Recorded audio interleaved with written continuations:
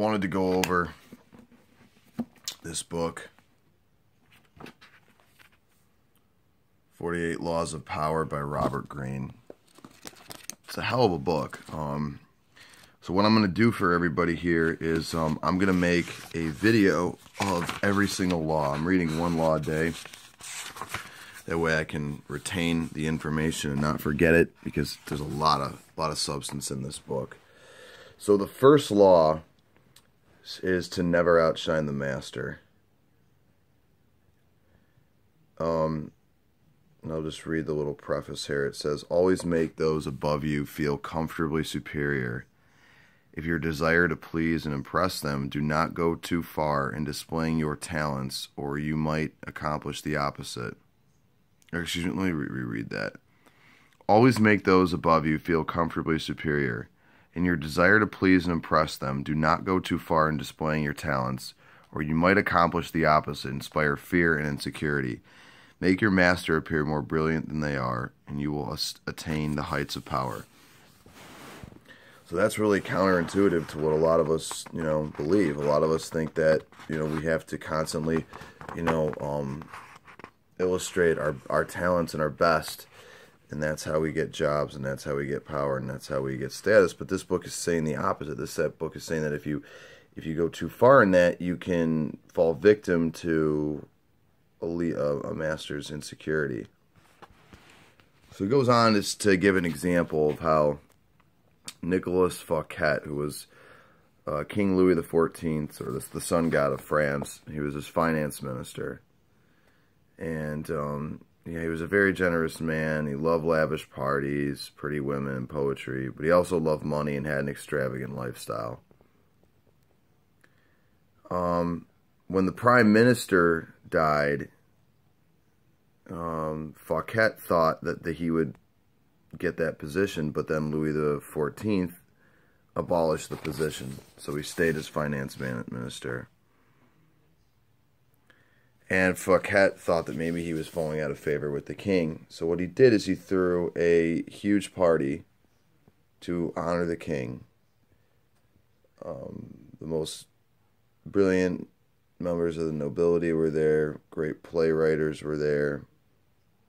There was food from the Orient that had never been eaten by Frenchmen before.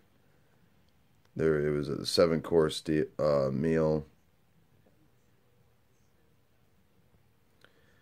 And he did this to honor the king. But what ended up happening was that the king got nervous and jealous, because the king was an arrogant, proud man who loved to throw lavish parties and show off his wealth. He was very ostentatious in his showing of his wealth, So he got insecure and fearful that now people will think that Fouquet has more money than him, has more power than him, has more prestige than him, and throws more lavish parties. Pretty pathetic, but again, most leaders are not seekers of the truth. Most leaders are seekers of power, prestige, and glory.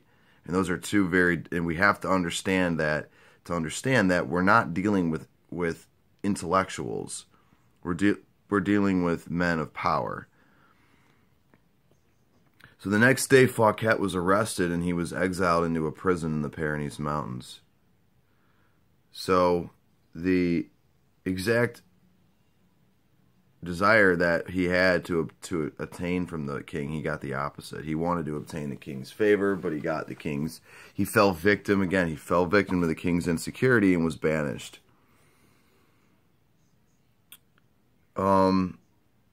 The story goes on to say that Jean-Baptiste Colbert was a man famous for his parsimony. Parsimony means like thriftiness, like penny pusher. And he gave very dull parties. So he became the next finance minister under the Sun King, or Louis XIV, because again, he wasn't a threat. He was competent, he was good at what he did, but he wasn't extravagant, and he did not threaten the ego, the pride of Louis XIV.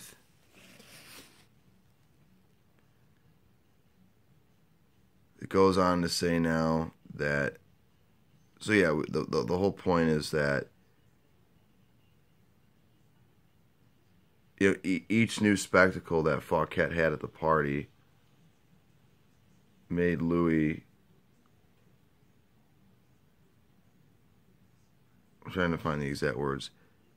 It made him fear. It made him fear that Fouquet had too much power. Because here's and one of the points in this book is that leaders want more than just financial credit for any great endeavor. They want to feel like they are in charge. They want to feel like nothing, like their subjects cannot obtain any sort of greatness without them. They want to feel that, like, that their subjects are dependent upon them, because that reaffirms to them the whole master to subject relationship that they think they're in. He goes on to talk about the Galileo. And he says that Galileo, you know, this 17th century astronomer and mathematician, he finds himself in a precarious position. He depends on the generosity of the great rulers to support his research. And so, like all Renaissance scientists, he sometimes makes gifts of his inventions and discoveries and gives them to leading patrons of his time. And in turn, they reward him with gifts, but not money. So he doesn't have a lot of money to conduct his research. He gives an example of how he presents a military compass that he invented to the Duke of Gonzaga, and he now gives a compass to the Medicis. These are new inventions at the time, remember. And both rulers were grateful, and they were able to find Galileo more students to teach. But no matter how great the discoveries were, his patrons usually paid him in gifts. So he thought there has to be an easier way to obtain money for my discoveries and not just gifts. So he hit on a new strategy in 1610. He discovered the moons of Jupiter. Now, probably the most powerful family in Italy at that time, or the Italian states, because Italy wasn't unified until the 1850s, was the Medici family. They were a banking family. And shortly after, Cosimo I, and he was the one who established this dynasty, he had 4 sons. And Galileo turned the discovery of Jupiter's moons into a cosmic event. He honored the Medici greatness. Shortly after the discovery, he announced that the bright stars, the moons of Jupiter, offered themselves in the heavens to the telescope at the same time of Cosimo II's enthronement. He said that the number of the moons, which were 4, harmonized with the number of the Medicis, because Cosimo II had 3 brothers, and that the moons orbited Jupiter as these 4 sons revolved around Cosimo I, the dynasty's founder. More than coincidence, this shows that the heavens themselves reflected the ascendancy of the Medici family. So after all this, you know, what he basically is doing here is he's glorifying this family above anybody else. And he's making them seem like they're more glorified than anybody in the world at that time. So Cosimo II made Galileo his official court philosopher and mathematician with a full salary. Now, for a scientist at this time, this is the greatest thing that could have happened, because he now has a full-time position conducting research on philosophy and mathematics with a paid salary. And at this time, this was unheard of. So see, he was able to get power. He was able to get what he wanted by placating his master. And remember, masters don't want to know the truth most of the time. They just want to be glorified. So it's feeding their ego. He fed his ego. He puffed it up to the point where he was able to get what he wanted. It says here that All masters want to appear more brilliant than other people. They do not care about science or empirical truth or the latest inventions. They care about their name and their glory. Galileo gave the Medicis infinitely more glory by linking their name with cosmic forces than he had by making them the patrons of some new scientific gadget or discovery. Scientists are not spared the vagaries. Vagary means like constant changes, unexpected changes of court life and patronage. They too must serve masters who hold the purse strings, and their great intellectual powers can make the masters feel insecure, as if he were only there to supply the funds, an ugly, ignoble job. So you want to make the master look like he's more than just someone who's financing the operation. So by glorifying him, does that.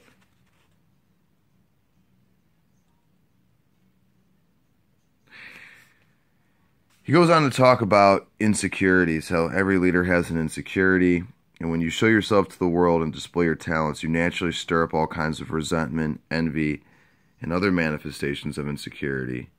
You cannot spend your life worrying about the petty feelings of others. With those above you, however, you must take a different approach. So when it comes to power, you never want to outshine the master. So here are two different examples of how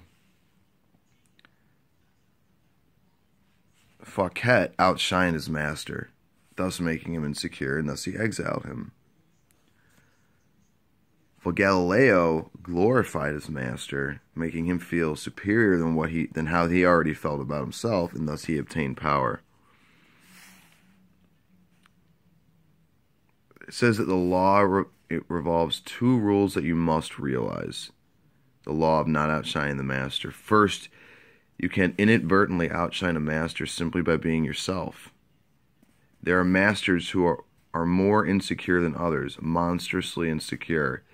You may naturally outshine them by your own charm and grace. He goes on to say that there was a prince of Faenza, which was a city-state in Italy, named Astori Manfredi, and he was a very handsome, charismatic prince. And when Caesar Borgia, the politician, and he was a member of the nobility, laid siege to Faenza, the city surrendered, and Manfredi was 18 at the time, was able to remain his court in complete freedom, but a few weeks later, the soldiers hauled Manfredi away to a Roman prison. A year after that, his body was fished out of the Tiber River. He justified the horrible deed with some trumped-up charge of treason, but in reality, Borgia was being outshined by the young man, and he wasn't even trying to. These are just his natural talents. The prince's mere presence made Borgia seem less attractive and charismatic. So I can kind of relate to this because I feel like I worked as a dog trainer for a company, and my boss was a really good trainer, but he was also really insecure. Here's a guy that failed out of high school. He had to get his GED. He had a learning disability. He was very scared of ever seeming what he would think would be weak to other people. And I liken myself to, I'm very intellectual. I'm very well spoken. I read a lot. And by my fluidity with words and my lucid statements and elucidations of knowledge, he took that as a threat. So he would constantly try to scrutinize me for minor little errors in order to assert his dominance over me. And he did things to stab me in the back purposely to make me look bad so that he looked better because he was insecure at my natural talents. And then, so the second law, never imagine that because the master loves you, you can do anything you want. He gives an example of an emperor in Japan, Hideyoshi, was a man called, or the favorite of Emperor Hideyoshi was a man called Sen no Rikyo. I don't know if I'm pronouncing that right, but he was the premier artist of the tea ceremony. What he ended up doing, he was a former peasant and later a court favorite. He had a wooden statue made of himself wearing sandals, which was a sign of nobility in Japan. And he did this in one of the most important palaces, important temples inside the palace gates, in clear sight of the royalty who would often pass by. So to the emperor, this guy overstepped his boundaries. Like, doesn't he know that that his position is dependent upon the emperor, and not upon, and that he earned it on his own. So the emperor now feels like he's got to check this guy because he's overstepping his boundaries. And of course, the emperor had this guy killed. So what he's saying here is you don't ever want to. If you have your boss's favor, maybe a practical example, maybe you have a friend's dad who owns a company, really likes you. You know, you get out of college with your business degree or whatever, and you go work for him, and you've got job security because he's not gonna fire you. He's gonna go easy on you. He's gonna show favor to you over somebody he just met off the street. But that doesn't mean that now you can call off of work, show up 15 minutes late, turn in work late, you know, things like that. Like you don't want to abuse someone's favor. And that can work to your downfall.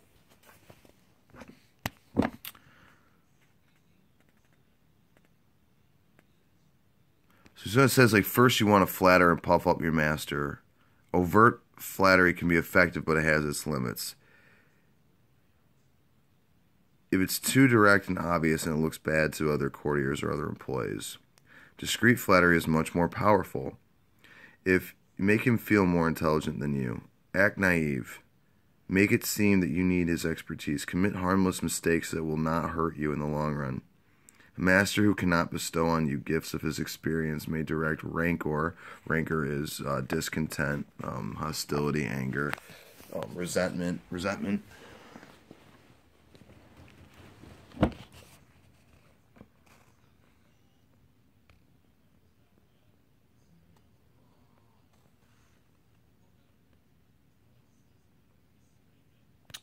So, point of what he's trying to make, I take away 3 things here. 1,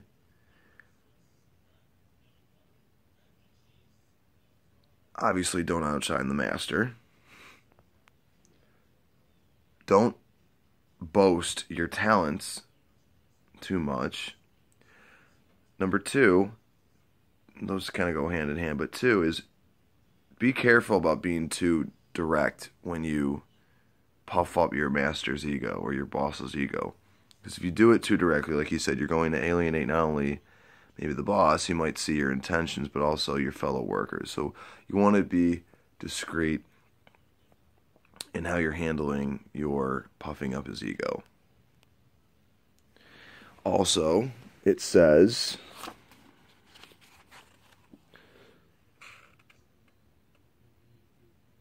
ask for his advice. Make him feel like you need him.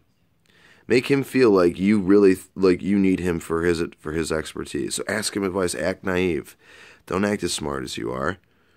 If you know the answer to something, but you know what, you feel you have an opportunity to bestow upon his ego, do it.